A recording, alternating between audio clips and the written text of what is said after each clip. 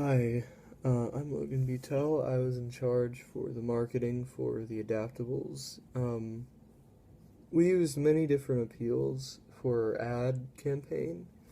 We used an emotional appeal, a bandwagon appeal, a humor appeal, and an ethical appeal. For both ads, they both evoked emotion in the audience because at first the audience was like in disbelief about our product, and maybe they were also shocked no matter what. But later on, they would probably end up being like happy and relieved that they do know that it's real. Our bandwagon appeal was shown in both ads too. Both ads, whether like verbally implying or just implying indirectly, they both showed and demonstrated that the adaptables can fit on any person. Anyone can wear them and operate them. It's easy. Our TV commercial used a humor appeal, and that kind of helped get the point across. Whereas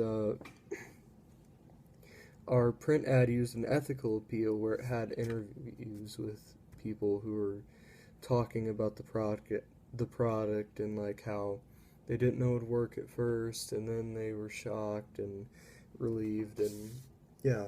Our logo is it's a complicated visual. There are three shoes. One of them encompasses the two smaller shoes.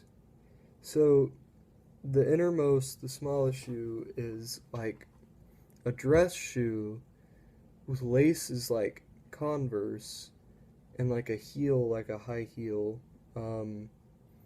And surrounding that is like a sandal, and surrounding that is like a croc.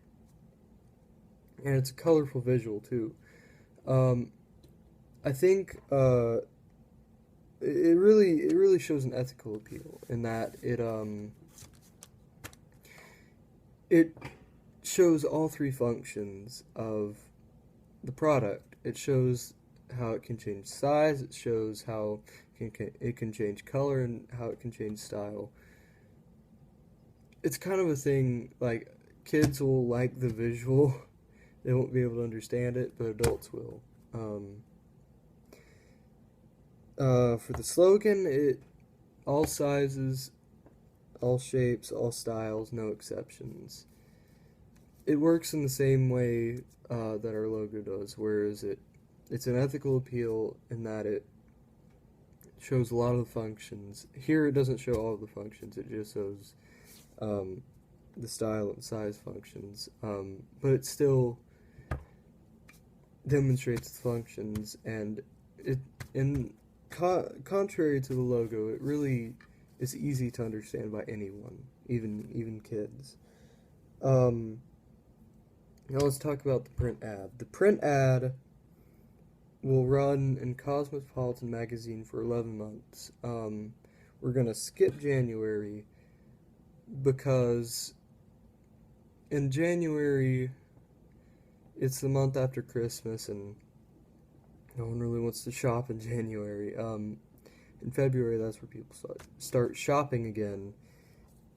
So not only is that kind of something that can save us money, but it also is just a smarter move to make. It's going to cost us $2,953,665 to run that ad for 11 months in Cosmopolitan. What the print ad does is, as I kind of glanced over before, it explains in detail what the product does, how it works, what it's made out of, and that evokes emotion, so emotional appeal, And then it also has an ethical appeal, as I said before, because it has interviews with people, 3 people. And our TV commercial is very different from our print ad. Um, it runs on 3 different shows. I picked these 3 shows because Walking Dead, watched widely by teens and adults alike. The Voice, really watched a little by everyone. And Once Upon a Time is a teenager show. Adolescent, if you will. Adults watch it too a little bit. It's gonna run on Walking Dead 8 times, which is gonna cost $4,020,000. Excuse me for that. Oh, I am so sorry. And then it's gonna run on The Voice 8 times as well and cost $1,406,226. And it's gonna run Once Upon a Time 10 times, which is gonna cost $1,591,600.